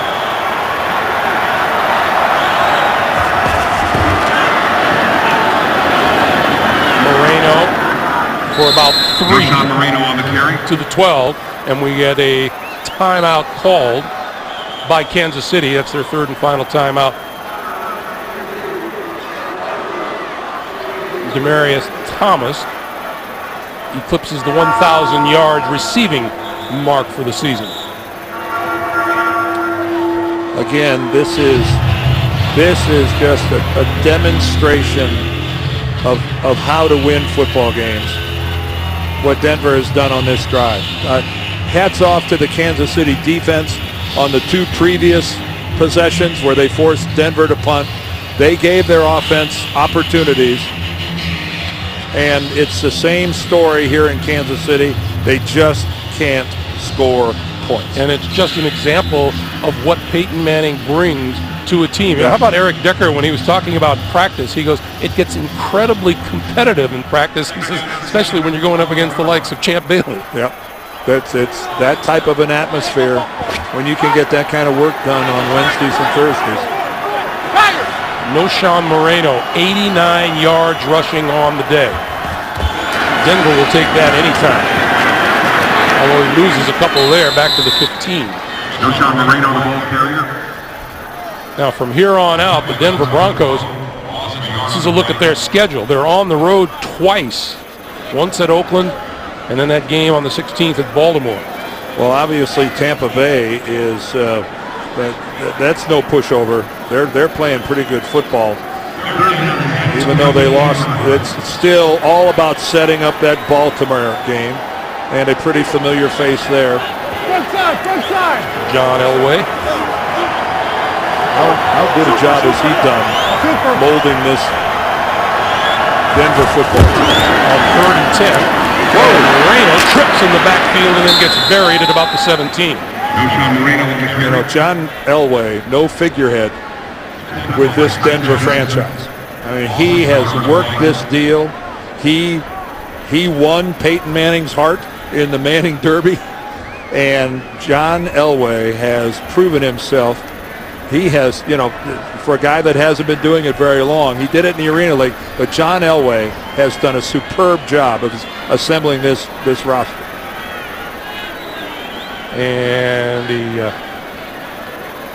the Broncos will let this wind down and then use a timeout here.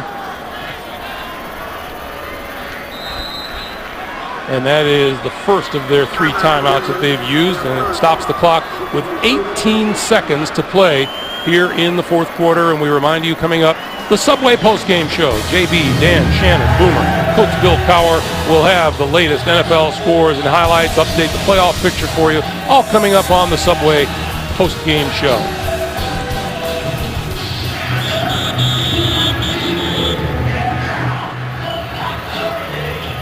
Out on the field, Matt Prater, who has not had his best day. Well, no, I think they'd like to get Prater to at least get his confidence level back after he's missed a couple. From 47 and from 33. This one, he will line up from 34 yards out. And Matt Prater has never missed 3 field goals in one game.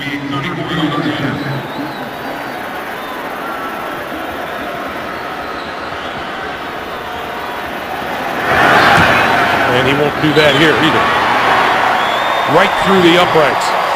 Well, an 8-point game. That's a touchdown and a 2-point conversion. This will certainly be some type of a knuckleball kick from Denver, which will force Kansas City to field it, which will burn off a couple of seconds. Dan, going back to the value of Peyton Manning and what he can do, a 6-minute and 9-second drive, which brought them down to this point in the game. Yeah, and that's just, like I said, that's what championship teams do. That is exerting your will on the other team as desperately as they want the football back. You don't let them have it back. Now again, this will be some type of a knuckleball, because if you kicked it out of the end zone or into the end zone and they don't return it, that doesn't burn any time off of the clock. If you keep it in the field of play and force them to field it, it'll take a couple of seconds for them to either run it or down it.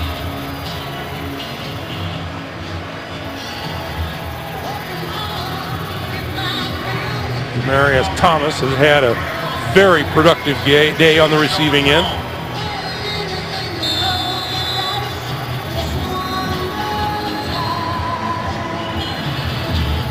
"14 seconds on the clock. Kansas City needing a touchdown and a 2-point conversion. Low ball, fumbled, and covered at the 23-yard line. Somehow that runs 1 second off the clock. Maybe the longest second in history. Maybe. That clock should have started to run when that ball was first touched.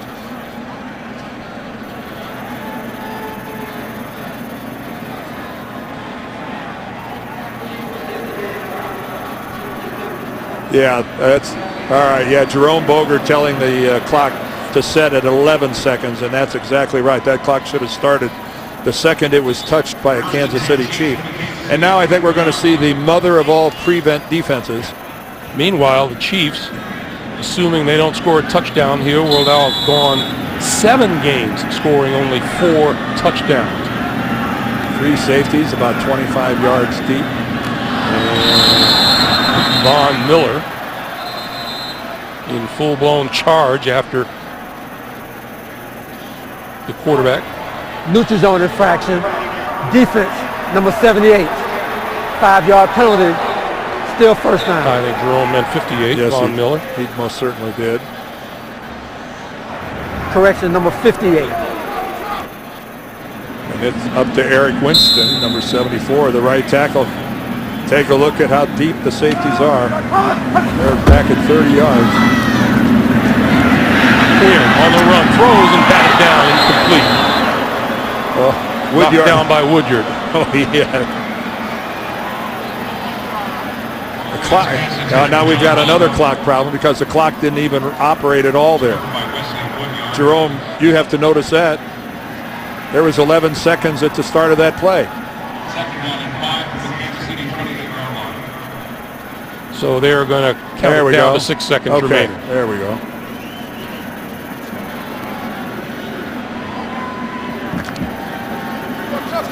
Let's see if we get the little short pass and pitch it back to whoever's open.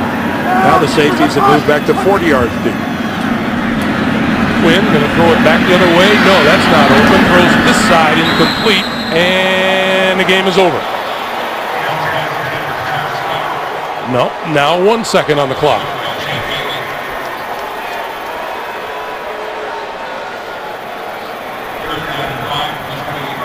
Well, again, the Denver Broncos will tell you, even with a 1-9 football team, it's hard, and I'm speaking over the years, it's just hard to win at Arrowhead.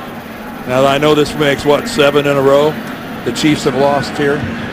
Anytime you drive out of Kansas City and you got a W in the column, it didn't come easy most of the time. Last play of the game, Quinn stepping up and throwing it deep down the far side, and that was intercepted down there by number 30, David Bruton.